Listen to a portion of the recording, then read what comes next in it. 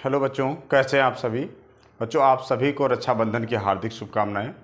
बच्चों, आज हम पढ़ने वाले हैं कक्षा 12 के अध्याय 10 सदिश बीजगणित के बारे में। तो आइए समझते हैं इसको। ध्यान देना बच्चों, आपने कक्षा 9 व 10 में पढ़ा होगा कि सदिश राशियाँ किसे कहते हैं और अदिश राशियाँ किसे कहते हैं। ठीक, तो आप लोग को आई होप मालूम होगा सदिश राशियाँ और अदिश राशियाँ। थोड़ा सा हम आपको समझाते हैं कि ये सदिश राशियाँ और अदिश राशियाँ क्या होती हैं। तो आइए बात करते हैं। सबसे पहले हम बात करेंगे कि अदिश राशियाँ क्या होती हैं। ध्यान देना सभी, अदिश राशियाँ।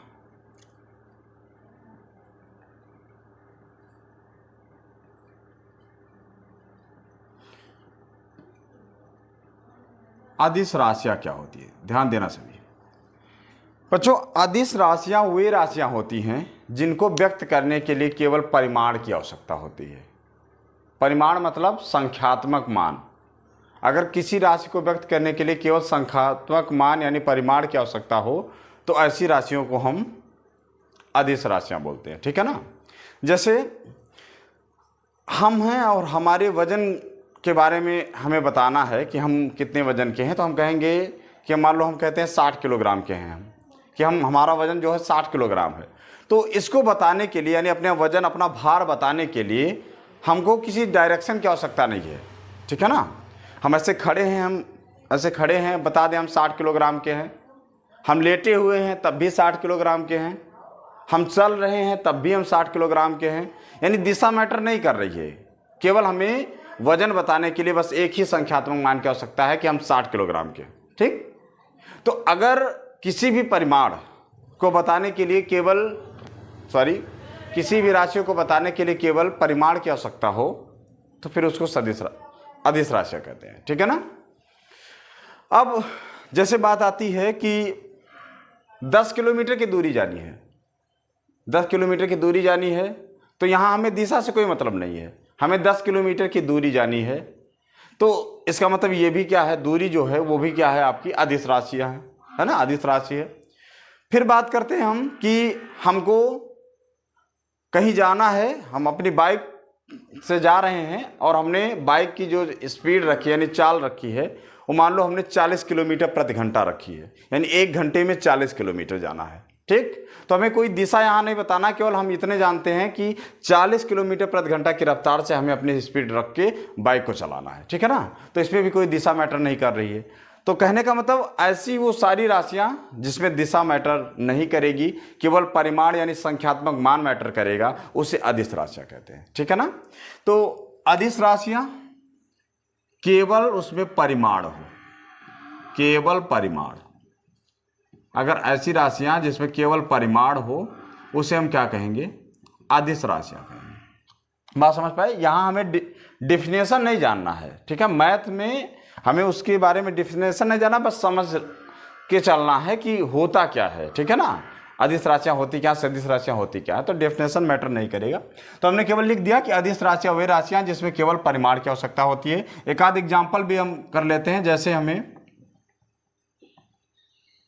दूरी, चाल, समय, ये सभी क्या हैं, ये सभी हमारी अदिश राशियाँ हैं। ठीक है ना। आगे बात करेंगे अब सदिश राशियों की। सदिश राशियां क्या है,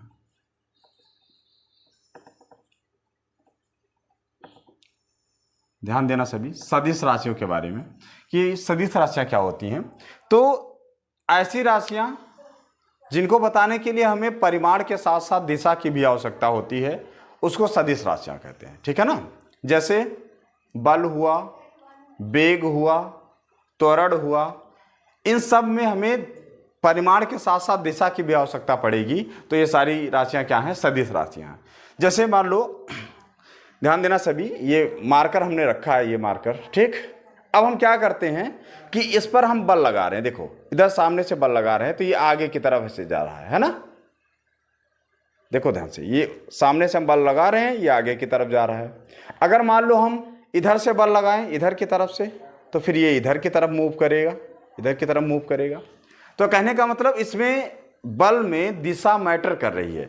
अगर आप सामने से बल लगा रहे हो तो वस्तु आगे की ओर जा रही है, ठीक। और अगर आप इधर साइड से इस पर बल लगा रहे हो तो वस्तु इधर की तरफ जा रही है। यानी यहाँ पर दिशा की बात आती है बल में, कि बल लगा रहे हो यानी कुछ ना कुछ मात्रक का बल लगाओगे तो परिमाण तो है ही, साथ साथ किस दिशा में लगाओगे आप। ऊपर से लगाओगे अगर मान लो तो ये यहीं पर रहने वाला है, ऊपर से अगर हम लगाएं, बात समझ पाए ना। तो बल क्या है, एक सदिश राशि है, ठीक है ना, क्योंकि इसमें परिमाण के साथ साथ दिशा की भी आवश्यकता पड़ती है।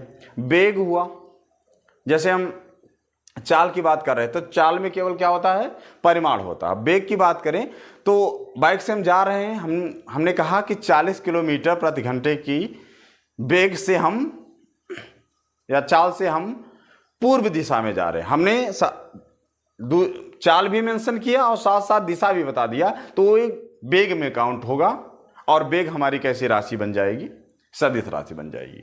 तो कहने का मतलब ऐसी सारी राशियां जिसमें परिमाण के साथ साथ दिशा की आवश्यकता पड़े, उन सभी को सदिश राशियां बोलते हैं, ठीक है ना। तो हम इसके बारे में लिखेंगे कि सदिश राशियां वे राशियां हैं जिसमें दिशा और परिमाण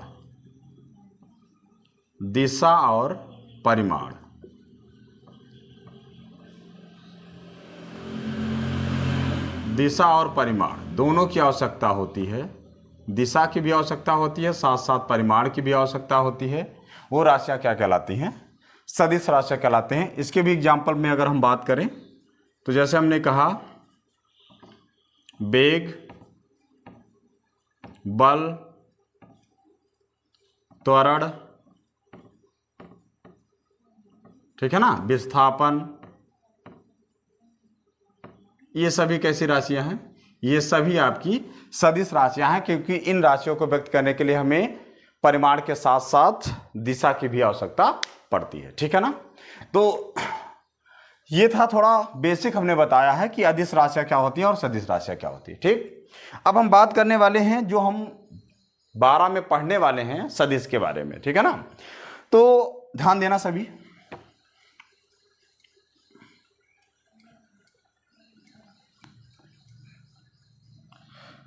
बात करते हैं सदिश। सदिश क्या होता है?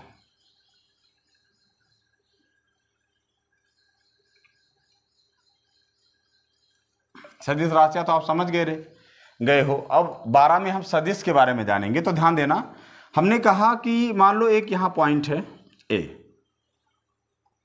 और एक पॉइंट यहां है मान लो बी,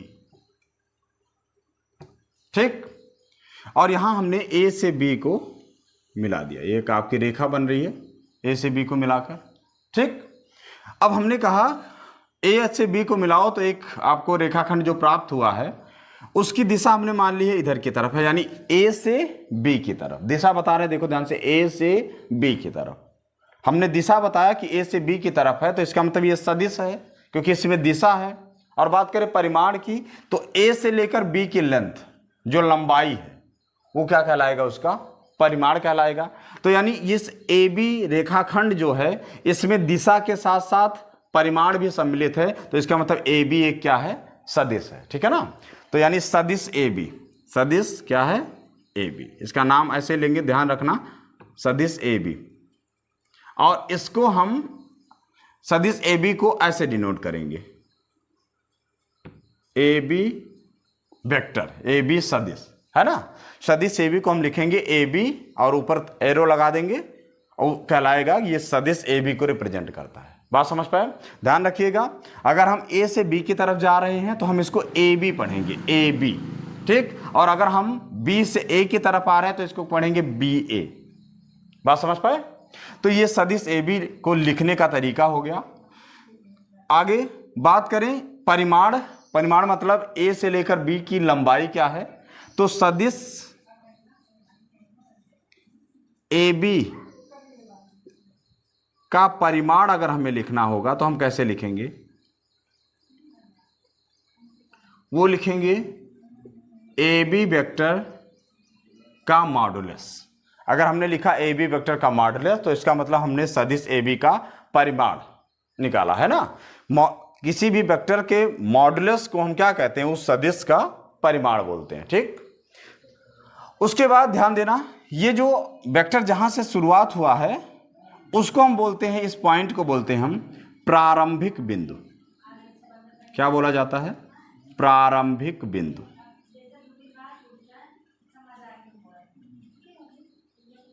ठीक है। अगर बात करें इसकी, तो ये कहलाएगा हमारा, इस बिंदु को हम कहेंगे अंतिम बिंदु। अंतिम बिंदु, ठीक है ना। जहां से शुरुआत हुई है उसको प्रारंभिक बिंदु, जहां पर खत्म हो रही है उसे अंतिम बिंदु कहेंगे। अब चूंकि ये ए से बी की तरफ है तो हमने एरो लगा दिया कि ए से बी की तरफ, तो हम कहेंगे सदिश ए बी, और सदिश ए बी को लिखने का तरीका है ए बी और ऊपर एरो का निशान, ए बी सदिश। ठीक है। और उस सदिश ए बी का परिमाण को कैसे व्यक्त करेंगे? ए बी वेक्टर के मॉडुलस निकाल लेंगे, वही उसका क्या बताएगा? परिमाण बताएगा। ठीक है ना। अब ध्यान से सुनना, अगर मान लो हम ये कहें, यहां पर बनाते हैं कि ए और बी दो बिंदु थे, और अब की बार बी से ए, इस डायरेक्शन में बी से ए की तरफ, तो इसका मतलब हम कहेंगे बी ए वेक्टर। क्या कहेंगे? बी ए वेक्टर। ध्यान रखना, आप लिखोगे बी से ए की तरफ यानी बी ए वेक्टर, तो ये एरो ऐसे ही लगाओगे, बी ए वेक्टर। बात समझ में आई ना? ए बी वेक्टर, एरो हमेशा वही रहेगा, वही डायरेक्शन में एरो रहता है, बस नाम चेंज हो जाएगा, क्योंकि यहां पर जब हम बी ए वेक्टर की बात करेंगे तो प्रारंभिक बिंदु बी होगा और अंतिम बिंदु ए होगा। तो पहले प्रारंभिक बिंदु, फिर अंतिम बिंदु, और दिशा वही रहेगी, दिशा चेंज नहीं करोगे आप, हमेशा दिशा ऐसे ही बनाओगे, तो ये कहलाएगा बी ए वेक्टर। बात समझ में आया? तो ये है आपका सदिश का रिप्रेजेंटेशन। ठीक है ना, कि हम कोई सदिश को किस तरीके से लिखते हैं और उसके मापांक को किस तरीके से लिखते हैं। आपके बुक में इस ए बी वेक्टर को किसी एक अंग्रेजी के स्मॉल लेटर से भी व्यक्त किया जा सकता है। जैसे हम ए बी वेक्टर को ए बी वेक्टर ना लिख के चाहे तो हम ए वेक्टर भी लिख सकते हैं, ए वेक्टर, इसी ए बी वेक्टर को ए वेक्टर भी लिख सकते हैं। ठीक है ना। और इसी ए बी वेक्टर के मॉडुलस को हम चाहें तो ए वेक्टर का मॉडुलस कह सकते हैं। ठीक है ना। तो कहने का मतलब इस ए बी वेक्टर का जो नाम है वो ए वेक्टर भी हो सकता है, एक ही आप अंग्रेजी का अक्षर यूज करके भी उसको लिख सकते हो, कोई दिक्कत नहीं है। ठीक है ना।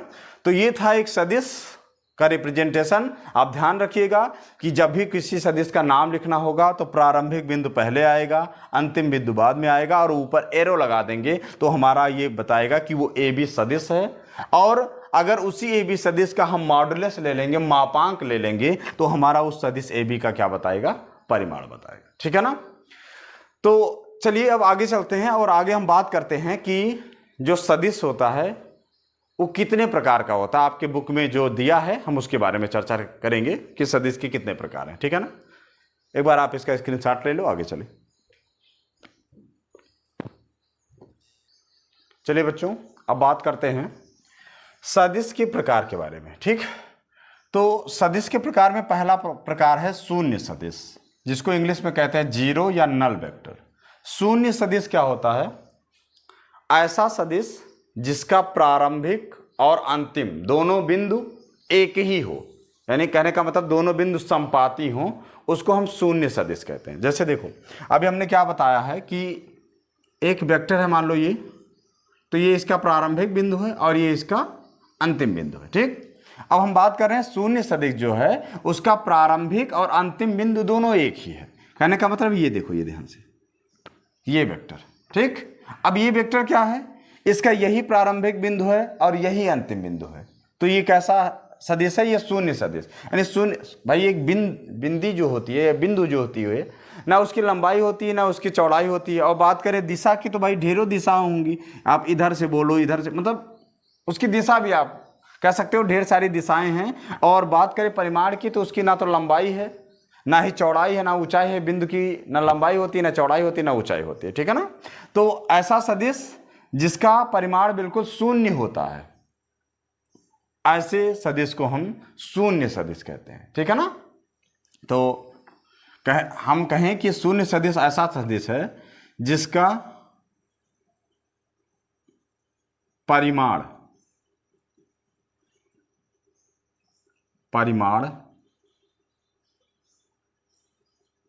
शून्य हो।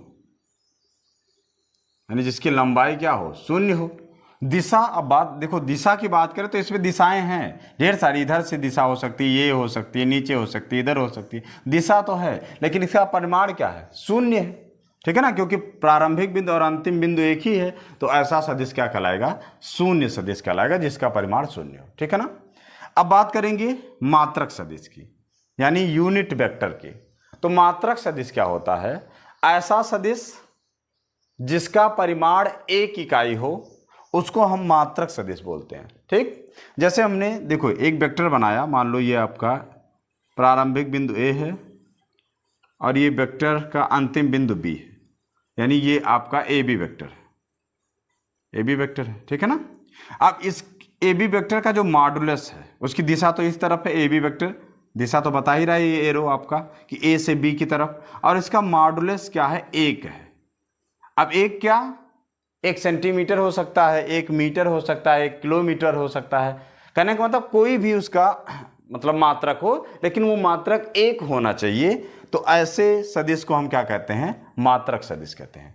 ऐसा सदिश जिसका मॉडुलस एक हो, मापांक एक हो, परिमाण एक हो, उसे हम कहते हैं मात्रक सदिश, ठीक। और मात्रक सदिश को लिखने का एक और तरीका होता है, अगर हम ऐसे कैप लगा दें, ए बी कैप, ऐसे कैप पढ़ते हैं ऊपर, ऐसे ए बी के ऊपर ऐसे कैप लगा देते हैं, तो ये रिप्रेजेंटेशन है किसका, मात्रक का।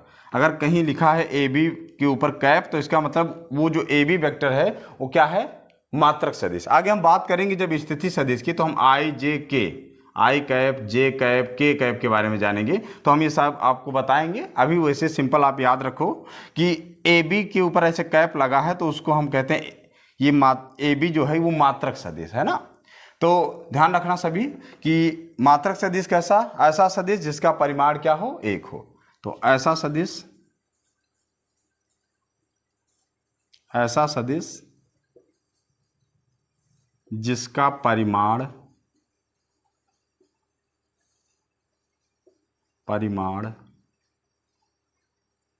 एक इकाई हो, एक इकाई हो, उसे क्या बोलते हैं, उसे मात्रक सदिश बोलते हैं, ठीक है ना।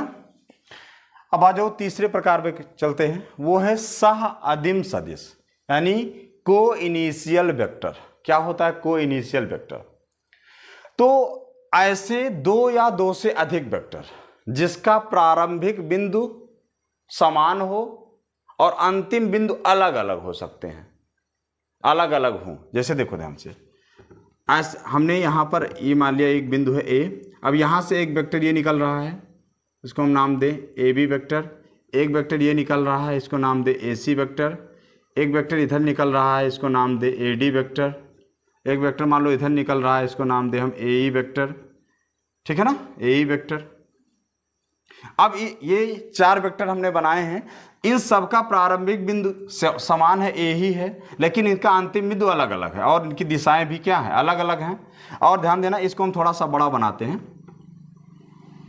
इतना बड़ा है मान लो ए, ठीक है ना। इस वाले वेक्टर का परिमाण भी देखो ज्यादा है, ज्यादा बड़ा है ये। लेकिन इन सब में खास बात क्या है कि इन सब का प्रारंभिक बिंदु एक ही है, तो इसका मतलब ये सारे वेक्टर कैसे वेक्टर हैं, सह अदिम सदिश हैं, ठीक है ना, को इनिशियल वेक्टर है, ठीक है ना।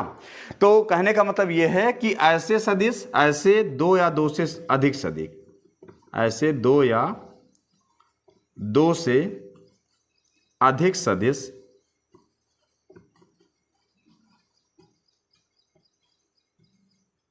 जिसका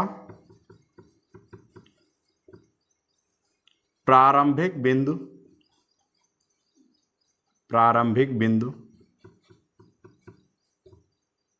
एक ही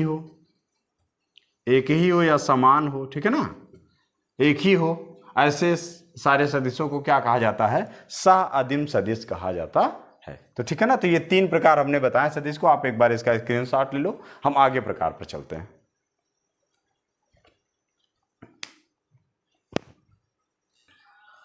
चलिए बच्चों आगे चलते हैं, अब अगले प्रकार पर चलते हैं।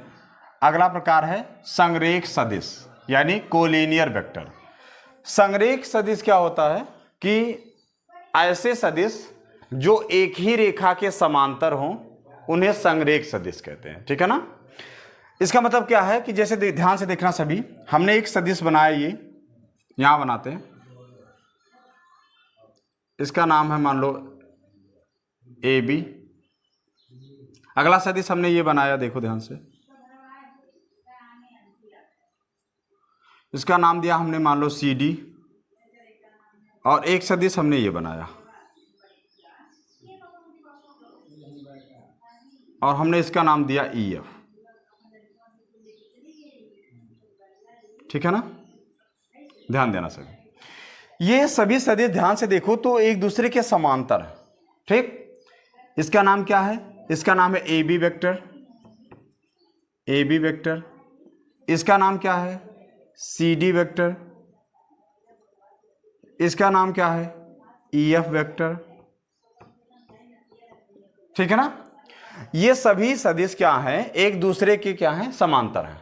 ठीक, तो अगर ऐसे सदिश हों, देखो इसका डायरेक्शन इधर की तरफ है, इसका डायरेक्शन इधर की तरफ है, ये दोनों देखो ध्यान से मॉडुलस में भी समान है, लेकिन ये जो आपका है इसका डायरेक्शन इधर की तरफ है लेकिन मॉडुलस में ज्यादा है। ठीक, तब भी ये तीनों के तीनों सदिश संरेख सदिश कहलाएंगे। क्यों? क्योंकि ये आपस में क्या है, समांतर है। तो कहने का मतलब संरेख सदिश वे सदिश होते हैं जो आपस में समांतर हों। अगर दिशा, ना तो दिशा मैटर करेगी कि दोनों एक ही दिशा में है कि दोनों अलग अलग दिशा में हैं, और ना ही उनका मॉडुलस यानी परिमाण मैटर करेगा। ठीक, कि ये इतना बड़ा है, ये इतना छोटा है, ये इतना छोटा है, इससे कोई मतलब नहीं होगा। हमें केवल क्या ध्यान रखना है कि अगर जो भी सदिश दिए गए हैं वो सभी समांतर हैं तो फिर वो संरेख सदिश है। ठीक है ना। अगर वो सभी आपस में समांतर है तो उन्हें क्या कहेंगे, संरेख सदिश कहेंगे। ठीक, तो सिंपल सा कि वे सभी सदिश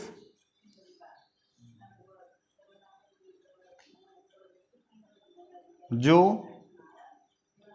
आपस में समांतर हो,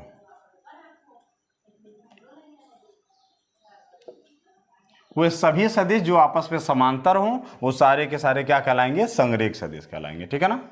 आगे आ जाओ, अब बात करते हैं समान सदिश की, यानी इक्वल वेक्टर की। क्या होता है इक्वल वेक्टर या समान सदिश? देखो ध्यान से, पहले फिगर हम बनाते हैं। ये हमने बनाया ए बी वेक्टर। ठीक है, हमने ये बनाया सी डी वेक्टर। ये दोनों वेक्टर को ध्यान से देखो, ये दोनों वेक्टर समान सदिश कहलाएंगे। क्यों? क्योंकि ये दोनों जो हैं वो उनकी डायरेक्शन भी एक ही तरफ है और वो दोनों परिमाण में भी एक दूसरे के क्या है, बराबर है। ठीक है ना। तो ऐसे सदिश जिनकी दिशा और परिमाण दोनों बराबर होती है, ऐसे सदिश को हम समान सदिश बोलते हैं, यानी इक्वल वेक्टर बोलते हैं। ठीक, यहां पर ध्यान देना, ये दोनों, ये तीनों सदिश क्या थे, संरेख सदिश थे, क्योंकि इनकी दिशा अलग अलग थी, परिमाण भी अलग अलग है। बस खास बात क्या थी कि सभी समांतर थे, तो उन्हें क्या बोला गया, संरेख सदिश। इन सदिश में खास बात क्या है कि ये समांतर तो हैं ही, ठीक है ना, साथ ही साथ क्या है, इनकी दिशा और परिमाण भी क्या है, एक ही जैसा है, तो ये समान सदिश कहलाएंगे। ठीक है ना। देखो, किसी के दिमाग में ये ना चले कि मान लो ये आपका ए बी वेक्टर है और उतना ही बड़ा ये हमने सी डी वेक्टर ले लिया, ये दोनों का परिमाण एक है, तो ये दोनों इक्वल वेक्टर नहीं माने जाएंगे। क्यों?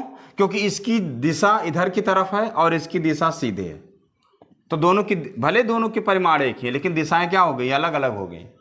तो इसका मतलब कि ये दोनों जो हैं वो समान सदिश नहीं माने जाएंगे। समान सदिश तभी होंगे, पहली बात तो ये संरेख होने चाहिए, यानी समांतर का रूल फॉलो करना चाहिए, और उसके बाद लंबाई यानी परिमाण भी एक हो और साथ ही साथ दिशा भी एक हो, तो ऐसे सदिश को क्या बोलेंगे, समान सदिश बोलेंगे। ठीक है ना।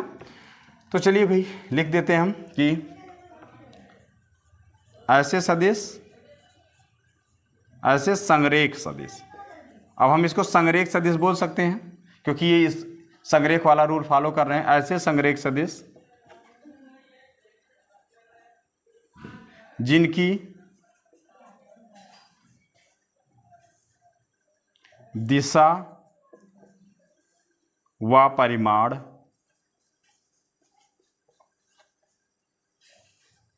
दोनों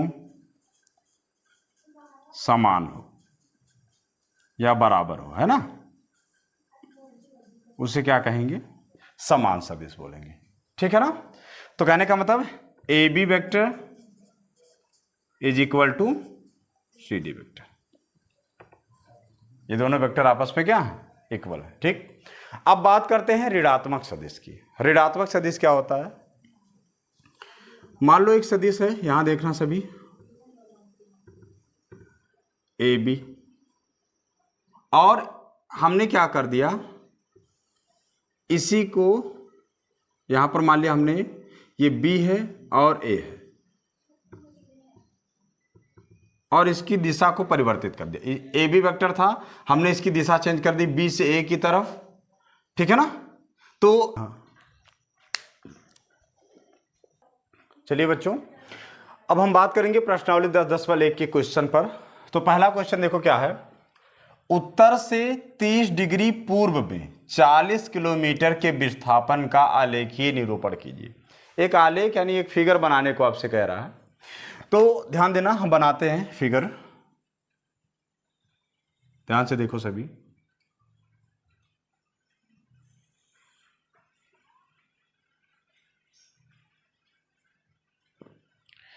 ये ऊपर की तरफ उत्तर दिशा है, इधर पूर्व दिशा है, इधर की तरफ पश्चिम दिशा है, और नीचे की तरफ दक्षिण दिशा है। ठीक है, दक्षिण दिशा। आपसे क्या बोला गया है कि उत्तर से 30 डिग्री पूर्व में, उत्तर देखो ऊपर की तरफ है उत्तर ना, उत्तर से 30 डिग्री, कितने डिग्री, ध्यान देना, उत्तर से 30 डिग्री किधर की तरफ, पूर्व की तरफ। कितनी डिग्री है भाई, 30 डिग्री। उत्तर से 30 डिग्री रोटेट करके और कितना किलोमीटर चलना है, 40 किलोमीटर विस्थापन, 40 किलोमीटर। ठीक है ना। उत्तर से 30 डिग्री रोटेट हुए और 40 किलोमीटर विस्थापन, है ना, 40 किलोमीटर की दूरी का आलेखीय निरूपण, यही आपका आंसर हो गया। बस इतना ही करना था आपको। अब एक बात सुनो ध्यान से, कि बात आती है कि सर आपने ये जो लाइन बनाई है 40 किलोमीटर के लिए, वो सीधी क्यों बनाई है? कहने का मतलब आप ऐसे 40 डिग्री 30 डिग्री पर ऐसे रोटेट करके लाइन ऐसे भी बना सकते थे, ऐसे भी बना सकते थे। ठीक है ना। तो ध्यान देना बच्चों, बात की थी दूरी की नहीं बात की थी, 40 डिग्री के 30 डिग्री पर 40 किलोमीटर विस्थापन की बात की थी। तो विस्थापन क्या होता है, देखो जैसे मान लो हम ये पॉइंट ए है, ये पॉइंट बी है, अब हमको यहाँ से यहाँ तक जाना है, ध्यान रखना सभी। तो अब ढेरों रास्ते होंगे जाने के लिए, ऐसे भी जा सकते हैं, ऐसे ऐसे चल के ऐसे जा सकते हैं, ऐसे भी ऐसे ऐसे ऐसे जा सकते हैं। ठीक है ना। और एक रास्ता ये भी है कि आप बिल्कुल सीधा पहुंच सकते हैं, सीधा बिल्कुल, सबसे इन दोनों के बीच की सबसे न्यूनतम दूरी। ठीक है ना। तो ये देखो, ये सब क्या है, ये सब भी दूरियां हैं, ये भी दूरी है, ये भी दूरी है, लेकिन ये जो दूरी है, ये जो हमने बनाई है, ये इनके बीच सबसे न्यूनतम दूरी है। तो सबसे न्यूनतम दूरी ही क्या कहलाती है, विस्थापन कहलाती है। दो बिंदुओं के बीच सबसे जो न्यूनतम दूरी है वही है विस्थापन। ठीक है ना। तो कहने का मतलब जैसे हमें कहीं जाना है, कहीं भी जाना है, तो हम बिल्कुल सीधा जाएं, बिल्कुल सीधा, तो वही विस्थापन कहलाता है। तो हमसे क्या बोला था, 40 किलोमीटर का विस्थापन करना है, तो यानी बिल्कुल सीधा जाना है हमको, इसलिए हमने ये जो लाइन बनाई है बिल्कुल सीधी बनाई है। ठीक है ना। और 30 डिग्री पूर्व में, तो उत्तर से, तो ये उत्तर दिशा है, उत्तर से कहाँ जाएंगे, पूर्व की तरफ, और कितनी डिग्री, 40 डिग्री। ठीक है ना। तो ये आपका आंसर हो गया। चलिए पहला सवाल हो गया। दूसरे सवाल पर बात करेंगे। निम्नलिखित मापों को अदिश एवं सदिश राशियों के रूप में श्रेणीबद्ध करो। हमें बताना है कि जो आपके ये राशियां दी गई हैं, इसमें कौन सी राशि सदिश है और कौन सी राशि अदिश है। तो बात करेंगे 10 किलोग्राम। भाई ये तो भार है, और आप जानते भी हो कि भार बताने के लिए कभी हमें दिशा की आवश्यकता नहीं पड़ती है। तो ये कौन सी राशि हो गई? ये हो गई अदिश राशि, हो गई अदिश। अब बात करेंगे दूसरे सवाल पर। 2 मीटर उत्तर पश्चिम, ध्यान दो, 2 मीटर दूरी तो बता रहा है, साथ ही साथ दिशा भी बता दिया, किस डायरेक्शन में? उत्तर पश्चिम। उत्तर पश्चिम मतलब ये उत्तर है, ये पश्चिम है, इधर की तरफ, ठीक है ना। दिशा पता चल रही ना कि इधर ही जाएंगे, कितना? 2 मीटर। तो डिस्टेंस भी है यानी परिमाण भी है और साथ साथ दिशा भी है। तो ये क्या हो गया? ये हो गया सदिश, ठीक है। अब बात करेंगे 40 डिग्री, ठीक। तो ध्यान दो, 40 डिग्री का कोण, ये कोण है ना, तो 40 डिग्री। अब हमको ये नहीं बोला कि 40 डिग्री किस डायरेक्शन में जाना है। जैसे यहां देखो 30 डिग्री और किस, उत्तर से पूर्व, पता था उत्तर से पूर्व की तरफ चलना है, डायरेक्शन पता थी। लेकिन यहां पर केवल क्या बोल दिया? 40 डिग्री। अब 40 डिग्री किधर जाना है? उत्तर से पूर्व जाना है, उत्तर से पश्चिम जाना है, ठीक है ना, कि पूर्व से दक्षिण जाना है, कुछ नहीं मालूम है, केवल मालूम है 40 डिग्री, है ना। तो केवल इसमें परिमाण है, तो ये भी क्या हो गया? आपका आदेश हो गया, ये भी आपका आदेश हो गया, ठीक। अब बात करेंगे 40 वाट। 40 वाट, जैसे आपके घरों में बिजली आती है तो वाट किसका मात्रक है? शक्ति यानी पावर का, है ना। तो 40 वाट, भाई इसमें कोई दिशा की आवश्यकता नहीं है। किसी बल्ब 40 वाट का है तो फिर उसमें दिशा से कोई मतलब नहीं होता। वो 40 वाट की बिजली आती है, 40 वाट की बिजली आ रही है, तो ये भी केवल क्या है? इसमें परिमाण है, तो ये भी क्या होगा? आदेश होगा। बात करते हैं 10 के पावर 19 कूलम। अब ये कूलम किसका मात्रक है भाई? आप जानते हो, फिजिक्स में पढ़े हो, आवेश, चार्ज, चार्ज है ना। तो इसमें कोई दिशा नहीं बता रहा कि इतना कूलम किस तरफ है, पूर्व दिशा, पश्चिम, यानी कोई दिशा मैटर नहीं कर रहा, और कह रहा है इतना कूलम चार्ज है। तो इसमें भी दिशा की कोई आवश्यकता नहीं पड़ी। तो ये भी क्या है? आपका अदिश राशि।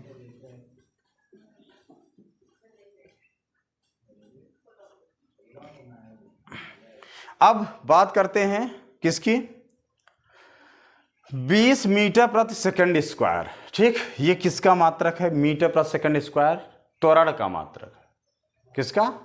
त्वरण का मात्रक। तो त्वरण बराबर क्या होता है? वेग परिवर्तन बटा समय। किसमें परिवर्तन? वेग में परिवर्तन। और वेग कैसी राशि है? वेग कैसी राशि है? वेग आपकी सदिश राशि है।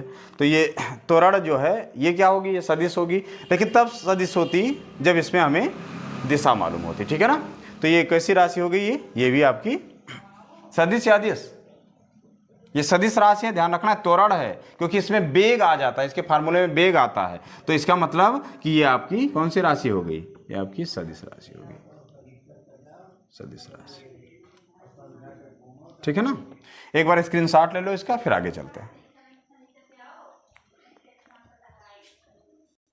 चलिए बच्चों, अगले सवाल पर चलते हैं। ध्यान देना, तीसरे सवाल में भी वही है कि निम्नलिखित को अदिश एवं सदिश के रूप में श्रेणीबद्ध करना है। पहला सवाल क्या है? समय कालांश। समय कालांश कैसी राशि है? समय की बात हो रही है, टाइम पीरियड की, तो ये कैसी राशि है?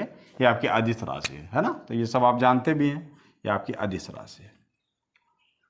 आगे बात करेंगे दूरी की। दूरी कैसी राशि है? अभी हमने बताया था दूरी अदिश राशि है, क्योंकि इसमें दिशा की कोई आवश्यकता नहीं पड़ती है। बात करें बल की। बल कैसी राशि है? बल एक सदिश राशि है, क्योंकि हमने एग्जाम्पल भी दिया था कि बल लगाते समय ये हमें मालूम होना चाहिए कि हम किस दिशा में बल लगा रहे हैं, है ना। तो इसमें दिशा की, और कितना बल लगाएंगे वो परिमाण बताएगा, किस दिशा में लगाएंगे, यानी परिमाण और दिशा दोनों की जरूरत पड़ रही है। तो ये आपके कौन सी राशि होगी? ये होगी सदिश राशि, ठीक। बात करते हैं वेग की। वेग के बारे में हमने बताया है, ये भी आपकी कौन सी राशि है? सदिश राशि है। कार्य, कार्य कैसी राशि है? कार्य भी आपकी कौन सी राशि? अदिश राशि है। ये सब आप जानते हैं ना, तो बड़ा इजी सा सवाल था, केवल सदिश सदिश बताना था। तो कार्य भी कैसी राशि है? अदिश राशि है, क्योंकि कार्य में हमें कोई दिशा की आवश्यकता नहीं पड़ती है, ठीक। अब बात करते हैं चौथे सवाल में। चौथा सवाल क्या है कि एक आकृति बनाई गई है आपके सामने, ध्यान दो, एक वर्ग है ये। मैं निम्नलिखित वर्ग का मतलब कि ये हर वेक्टर, जो 4 वेक्टर यहाँ दिखाए गए हैं, चारों वेक्टर की लंबाइयाँ क्या है? समान है, ठीक है। निम्नलिखित सदिशों को पहचानिए कि इसमें कौन कौन से सह आदिम सदिश हैं। 4 वेक्टरों में देख के आपको बताना है कि कौन कौन सदिश सह आदिम है। सह आदिम मतलब क्या होता है? को इनिशियल, यानी जिनका स्टार्टिंग पॉइंट यानी प्रारंभिक बिंदु एक ही हो। तो ध्यान से देखो, ये ए वेक्टर और ये डी वेक्टर, इन दोनों का प्रारंभिक बिंदु क्या है, एक ही है, ठीक है ना। यही दोनों वेक्टर, और बाकी सबका देखो अलग अलग है ना। ये दोनों वेक्टर एक ही जगह से शुरुआत करते हैं, तो इसका मतलब ये दोनों वेक्टर कैसे वेक्टर हैं, सह अदिम है। ठीक, कौन कौन, वेक्टर ए तथा वेक्टर डी, ये दोनों कैसे वेक्टर हैं, सह अदिम। बात करते हैं समान। समान सदिश कौन से हैं? समान सदिश क्या होते हैं?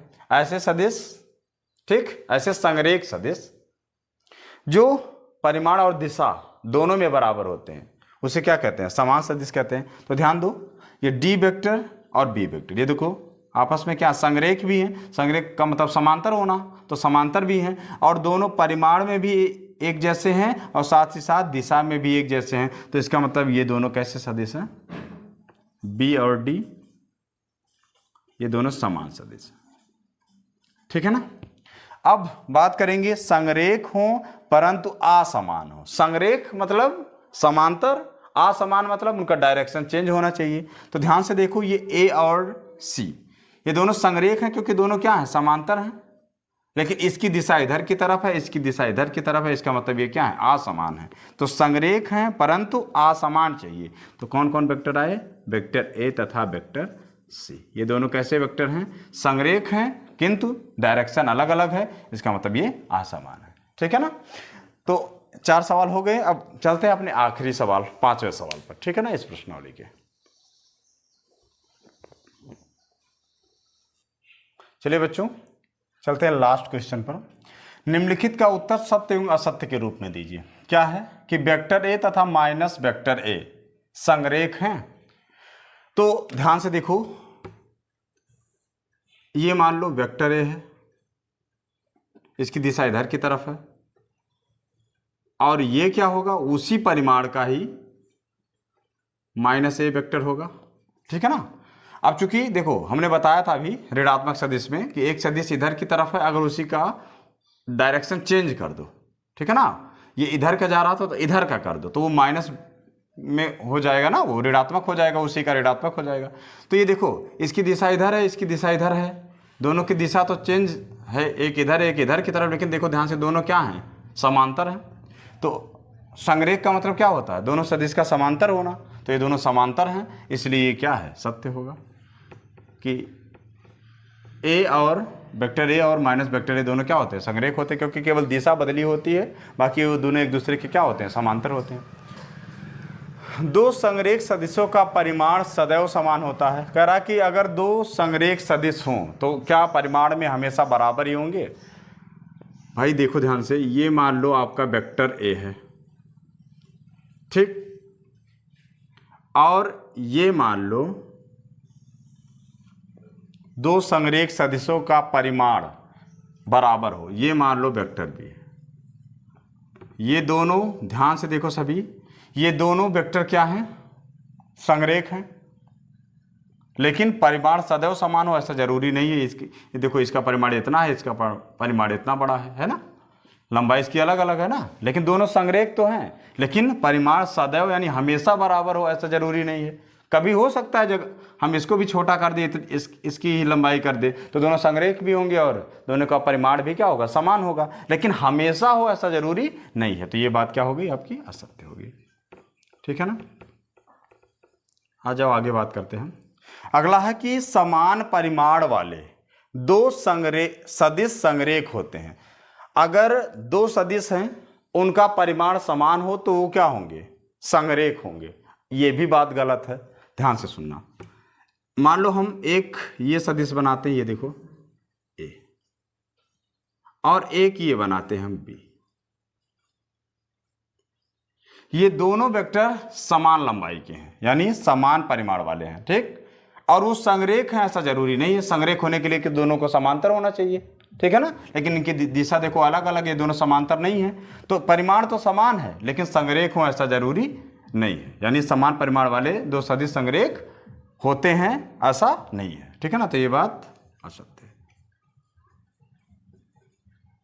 ठीक है ना। हो सकते हैं, अगर दोनों को हम समान परिमाण को एक ऐसे कर दे तो संरेख हो जाएंगे, लेकिन इसने कहा हमेशा होते हैं, ऐसा होता है कि अगर समान परिमाण हो तो संरेख हो जाएंगे, तो ऐसा नहीं हो सकता। यानी अगर हम दिशा बदल दें तो वो आपके क्या होंगे, संरेख नहीं होंगे, है ना, असंरेख हो जाएंगे। समान परिमाण वाले दो संरेख सदिश समान होते हैं। समान परिमाण रहे और संरेख रहे और वो सदिश क्या होते हैं, समान होते हैं। परिमाण समान होना चाहिए। एक हमने वेक्टर बनाया a और हमने एक वेक्टर बनाया b, a वेक्टर और b वेक्टर। ये देखो ध्यान से, दोनों समान लंबाई के हैं, यानी समान परिमाण वाले हैं। संरेख हैं क्योंकि दोनों आपस में क्या, समांतर हैं। दो संरेख सदिश समान होते हैं, लेकिन ये दोनों एक दूसरे के इक्वल यानी समान सदिश नहीं है। इक्वल सदिश तब होता जब दोनों का डायरेक्शन एक जैसा होता है, ठीक। तो इसका मतलब ये भी बात क्या है, असत्य है, यानी हमेशा सत्य नहीं हो सकती, ठीक है ना। ये जो भी बातें लिखी हैं वो कह रहा कि हमेशा ऐसा होता है, ठीक है ना। तो आपको याद रखना कि हमेशा ऐसा नहीं हो सकता, कभी हो जाएगा, कभी नहीं होगा। तो अगर ऐसा है कि कभी हो सकता है, कभी नहीं हो सकता है, तो ऐसी चीज़ें सत्य नहीं मानी जाएंगी। तो केवल पहला सत्य था, बाकी सब क्या है, असत्य, ठीक है ना। तो बच्चों, इस वीडियो में हमने इस अभ्यास 10.1 की पूरे सलूशन और साथ ही साथ वेक्टर के बारे में कुछ बेसिक जानकारी दे दी है। अगले वीडियो में हम कुछ और बेसिक के बारे में जानेंगे, जिसमें हम पढ़ेंगे कि जो कोई वेक्टर होता है उसकी दिक्कोज्या क्या होती है, ठीक है ना, और आगे बारे में चर्चा करेंगे और साथ ही साथ प्रश्नावली 10.2 के सलूशन को लेकर आएंगे। तब तक के लिए आप अपना ध्यान रखिएगा, और आपको अगर ये वीडियो अच्छा लगा हो तो उसको लाइक और सब्सक्राइब और चैनल को सब्सक्राइब कर दीजिएगा, ठीक है ना। चलिए ठीक है, मिलते हैं अगले वीडियो में, तब तक के लिए धन्यवाद।